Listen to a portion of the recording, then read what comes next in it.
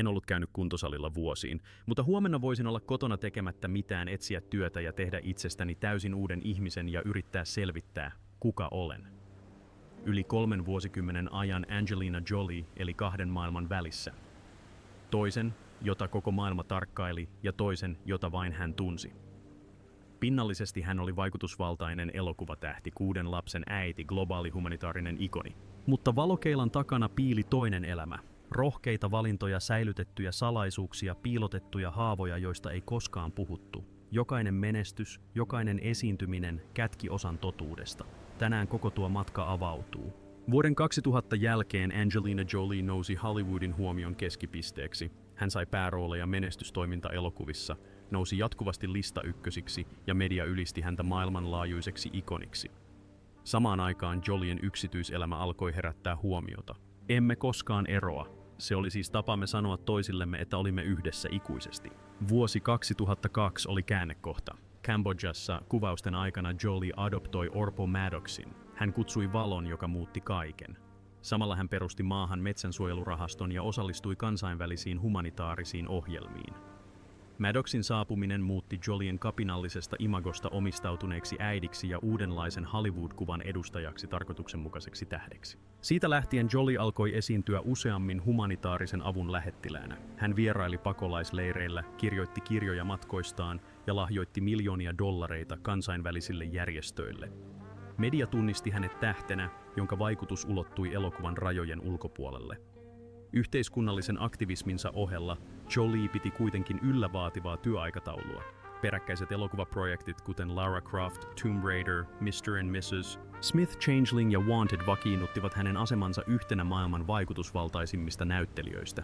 Vaikka yleisö todisti vahvan ja onnellisen naisen kuvaa, hänen yksityiselämänsä otti monimutkaisemman käänteen. Jolien ja Brad Pittin romanssi kukoisti Mr. and Mrs. Smithin kuvausten aikana, ja siitä alkoi yksi Hollywoodin puhutuimmista suhteista. Myöhemmin he perustivat yhdessä perheen, johon kuului Maddox, Zahara Pax ja heidän 3 biologista lastaan. Jolie sanoi kerran, "Perhe on ainoa osa minua, joka todella saa minut tuntemaan itseni eläväksi." Tästä lausunnosta tuli keskeinen tekijä kaikissa hänen myöhemmissä päätöksissään. Seuraavina vuosina hän säilytti 6 lapsen äidin ja globaalin aktivistin imagon. Punaisella matolla Jolie esiintyi Brad Pittin ja heidän lastensa kanssa rauhallisissa puitteissa luoden ikonisen Brelinan, Hollywoodin aikansa vaikutusvaltaisimman parin. Parrasvalojen takana valtava työmäärä, median paine ja erilaiset elämänkatsomukset kuitenkin loivat vähitellen etäisyyden heidän välilleen. Jolie jatkoi vahvaa humanitaarista työtään ja teki kymmeniä matkoja Lähi-itään, Afrikkaan ja Aasiaan. Hänet nimitettiin YK:n pakolaisasiain päävaltuutetun erityislähettilääksi. Jokainen matka herätti huomiota, mutta Jolie melkein vältti puhumasta itsestään. Hän kertoi kerran lyhyesti haastattelussa, "En ole koskaan pitänyt itseäni julkiksena, yritän vain tehdä jotain merkityksellistä." Vuoden 2010 loppuun mennessä Joliella oli jo kaikkea, kuuluisuutta, vaurautta, statusta ja suuri perhe. Pinnalta katsottuna tuo mielikuva oli uskomattoman täydellinen. Mutta pian sen jälkeen uusi tapahtumasarja alkoi muuttaa koko hänen elämänsä rakennetta.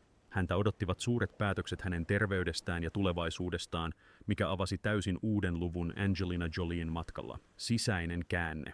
Angelina Jolie aloitti uuden luvun saavutettuaan kuuluisuutensa huipun. Hän astui hetkeksi pois parrasvaloista ja keskittyi syvällisempiin projekteihin. Kun Jolielta kysyttiin muutoksesta, hän totesi ytimekkäästi, "Haluan luoda jotain, joka kuuluu minulle, enkä vain jonkun muun kirjoittamaa roolia." Siitä lähtien hän siirsi huomionsa ohjaamiseen. Aloittaen elokuvasta Veren ja hunajan maassa, jonka tapahtumat sijoittuvat Bosnian sotaan. Elokuva vahvisti hänen halunsa luovaan itsemääräämisoikeuteen ja avasi uuden suunnan hänen urallaan.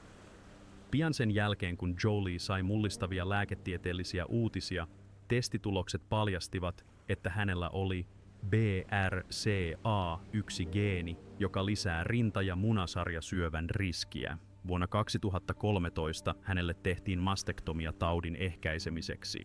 Tämä julkinen ilmoitus aiheutti maailmanlaajuisen sensaation, sillä Jolie oli yksi ensimmäisistä julkiksista, joka jakoi proaktiivisesti tietoja leikkauksestaan. Lehdistölle kirjoittamassaan artikkelissa hän totesi, "En tunne itseäni vähemmän naiseksi. Tunnen itseni vahvemmaksi, koska tein päätöksen säilyttää henkeni." Tuo päätös ei ollut vain lääketieteellinen teko, vaan myös hengellinen käännekohta. Jolie vähensi työmääräänsä omistamalla enemmän aikaa lapsilleen ja ohjaamalla projekteja. Hän alkoi valita tarinoita, jotka heijastivat ihmisten kokemuksia sodasta, traumasta ja selviytymiskyvystä. Vuonna 2014 julkaistu Unbroken osoittaa selvästi tämän valinnan keskittymällä selviytymisen ja tahdonvoiman teemoihin. Elokuva herätti merkittävää huomiota ja auttoi Joliea vakiinnuttamaan asemansa kameran takana, eikä vain sen edessä. Ohjaaminen antoi Jolielle täysin erilaisen tilan verrattuna kaupallisiin elokuviin. Hän toimi vastaavana tuottajana, kirjoitti käsikirjoituksen ja oli mukana kaikessa. Haastattelussa Jolie sanoi, käytin ennen liikaa aikaa hahmon ilmentämiseen. Nyt haluan kertoa tarinan omasta näkökulmastani. Tämä lausunto heijastaa selvästi hänen sisäistä muutostaan näyttelijästä täysivaltaiseksi luojaksi. Vuonna 2015 Jolie teki jälleen tärkeän lääketieteellisen päätöksen. Kun testit osoittivat suuren munasarjasyövän riskin, hänelle tehtiin leikkaus, jossa hänen lisääntymiselimensä poistettiin. Tämä oli toinen kerta, kun hänen oli valittava terveyden ja henkilökohtaisten tunteiden välillä. Lyhyessä haastattelussa lääketieteelliselle lehdelle Jolie jakoi. Tiesin, että vaihdevuodet alkaisivat aikaisin, mutta en pelännyt. Tunsin vain helpotusta tietäessäni, että pystyin olemaan lasteni kanssa pidempään. Tänä aikana Jolie ja Brad Pitt työskentelivät yhdessä By the Sea-elokuvan parissa, jonka Jolie käsikirjoitti ja ohjasi. Elokuva kertoi murenevasta avioliitosta ja sen nähtiin heijastavan tekijänsä henkeä. Vaikka elokuva ei saavuttanut suurta lipputulomenestystä, se näytti Jolien käyttävän elokuvia välineenä ajatustensa ilmaisemiseen. Elokuvan jälkeen hän esiintyi harvemmin tapahtumissa ja valitsi hiljaisemman elämän perheensä kanssa. Elokuvauransa ohella Jolie jatkoi humanitaarista työtään. Hän osallistui ohjelmiin, jotka tukivat konflikteissa väkivaltaa kokeneita naisia, ja mainosti rooliaan YK:n erityislähettiläänä. Jokaisella matkalla hän esiintyi edustajana, ei julkkiksena. Kansainväliset järjestöt arvostivat suuresti hänen ponnistelujaan humanitaaristen kysymysten tuomisessa maailmanlaajuisen median tietoisuuteen. Hänen terveytensä vakiintui vähitellen ja hänen projektinsa saatiin päätökseen. Mutta suljettujen ovien takana kytevät konfliktit olivat puhkeamassa. Kaikki tasapainoiselta tuntunut alkoi muuttua. Hiljaisuuden jälkeen uusi tapahtumasarja asetti Jolien pian elämänsä suurimman kriisin keskipisteeseen, romahduksen ja uudelleenrakentamisen vuosien keskelle. Vuonna 2016 Angelina Jolien elämä muuttui täysin. Hän haki avioeroa Brad Pittistä, mikä päätti yli 10 vuotta kestäneen suhteen. Tapahtumat alkoivat yksityislennon jälkeen Ranskasta Los Angelesiin, jossa heidän välille syntyi vakava konflikti. Tapaus johti nopeasti tutkimuksiin ja useiden vuosia kestäneiden oikeusjuttujen sarjan käynnistämiseen. Kaksikko erosi virallisesti Jolien kanssa ja otti vastuun 6 lapsestaan.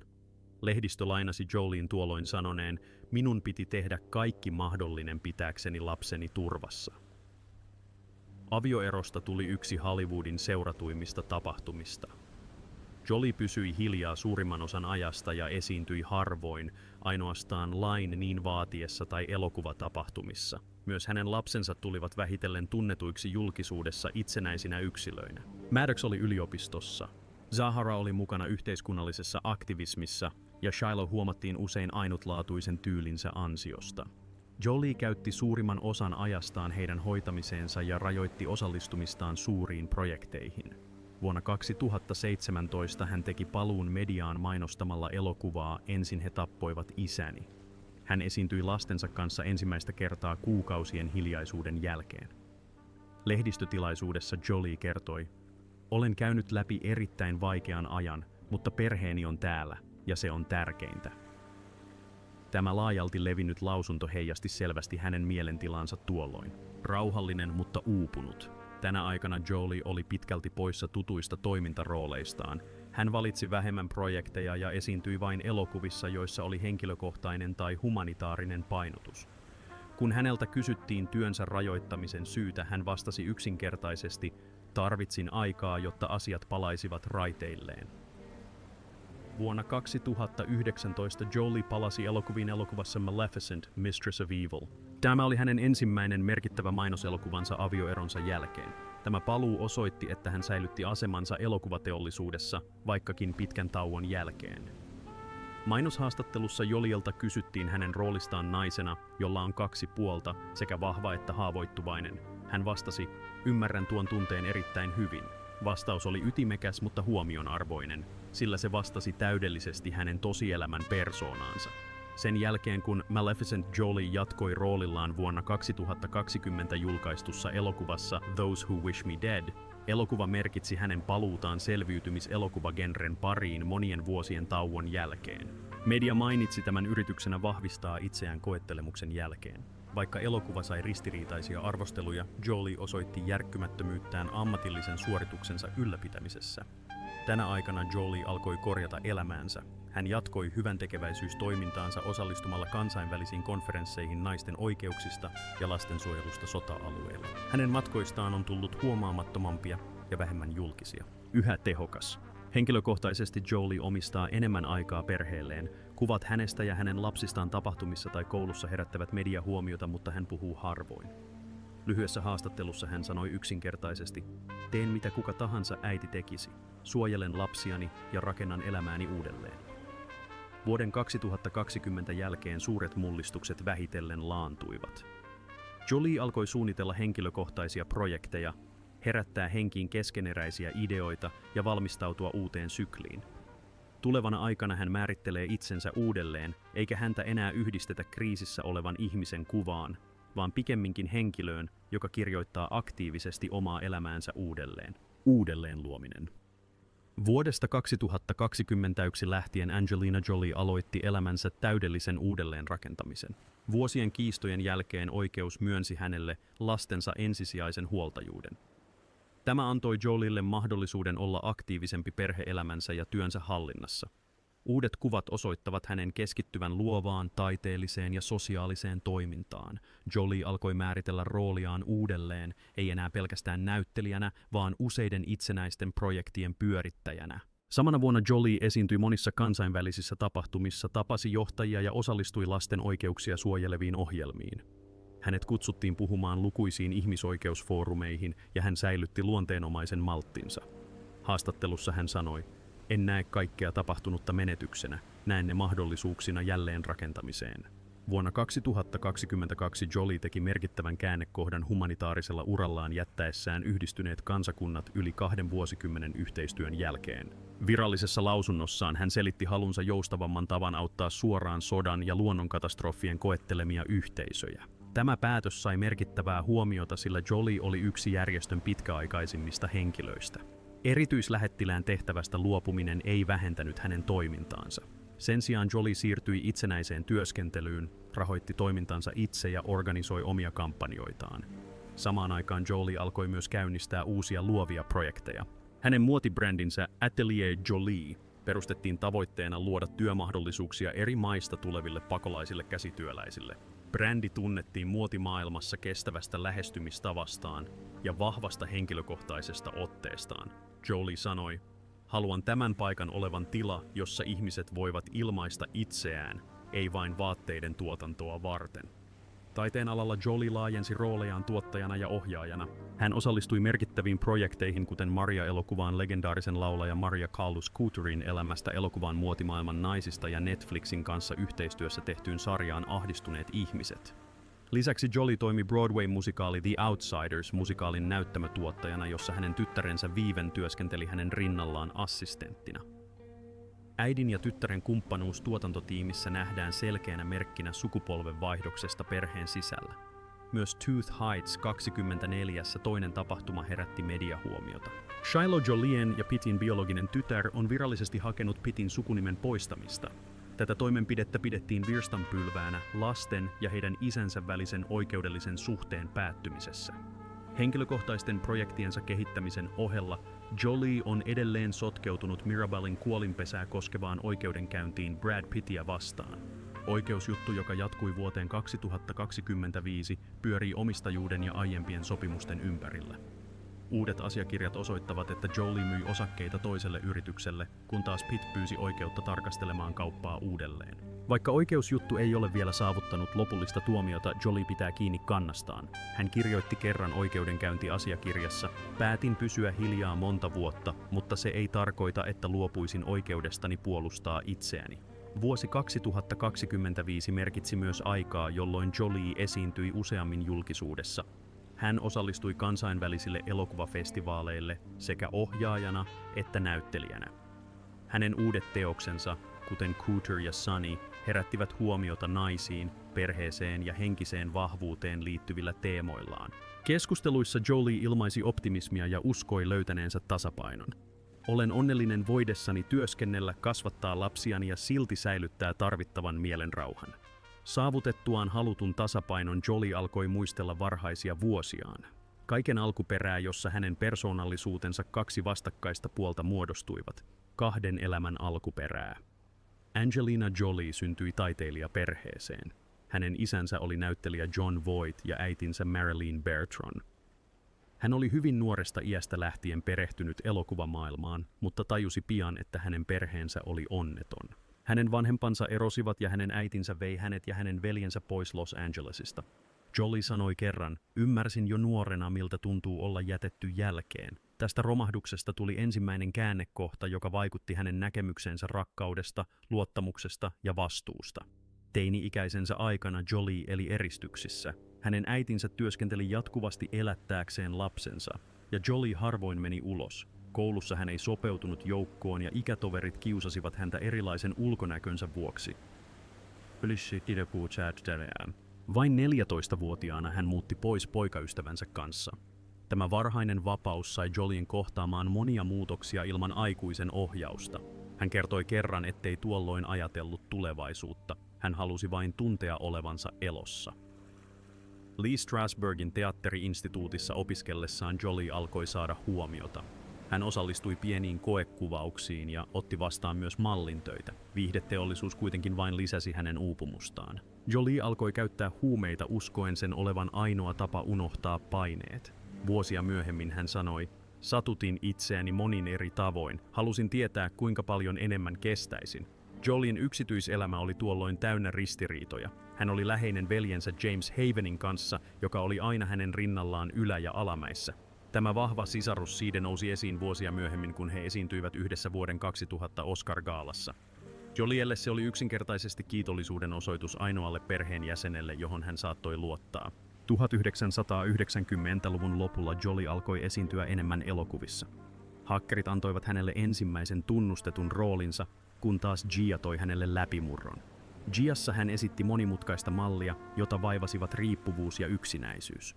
Tämä rooli oli hyvin lähellä hänen todellista elämäänsä tuolloin, minkä vuoksi monet tunnistivat hänen poikkeukselliset näyttelijän kykynsä. Gian menestyksen jälkeen Jolie valittiin elokuvaan Girl Interrupted, joka toi hänelle Oscarin parhaasta naissivuosasta. Hänen roolinsa Lisana, psykiatrisena potilaana, nosti hänet Hollywood-maineeseen. Jolie astui valokeilaan, mutta hänen henkilökohtaiset ongelmansa eivät koskaan ratkenneet. Hänen elämänsä oli tuolloin kaoottista. Jolie sanoi kerran ajatelleensa kuolemaa useammin kuin kerran, jopa suunnitelleensa sitä. Hän kertoi, palkkasin kerran jonkun tekemään sen puolestani vain siksi, etten halunnut äitini näkevän. Tätä lausuntoa toistettiin monissa myöhemmissä haastatteluissa, mikä heijastaa hänen läpikäymänsä synkkää ajanjaksoa. Jolien ja hänen isänsä suhde oli edelleen jännittynyt. Jon Voight kommentoi julkisesti, että hänen tyttärellään oli mielenterveysongelmia, ja Jolie reagoi tähän katkaisemalla yhteydenpidon useiksi vuosiksi. Hän suostui sovintoon vasta äitinsä kuoleman jälkeen vuonna 2007. Heidän välistä konfliktiaan ei kuitenkaan koskaan täysin ratkaistu. 1990-luvun lopulla Jolie tunnettiin epätavanomaisesta tyylistään. Hän pukeutui mustaan, hänellä oli runsaasti tatuointeja ja hän julisti avoimesti samaa sukupuolta olevan suhteensa malli Jenny Shamsun kanssa. Harvinaisessa haastattelussa hän totesi avoimesti, rakastan ihmisiä, en sukupuolia. Tämä näkökulma teki hänestä yhden ensimmäisistä tähdistä Hollywoodissa, jotka avoimesti omaksuivat epäperinteisen seksuaalisen suuntautumisen. Jos tämä matka herättää ajatuksia, tykkää ja jaa video, jotta useammat ihmiset voivat oppia tämän ikonin tarinan. Muista tilata kanava nähdäksesi lisää videoita ihmisistä, jotka ovat eläneet useamman kuin yhden elämän, ja jättää kommentin. Mikä mielestäsi tekee Angelina Joliesta edelleen niin lumoavan kaiken sen jälkeen, mitä hän on kokenut? Käy nyt läpi.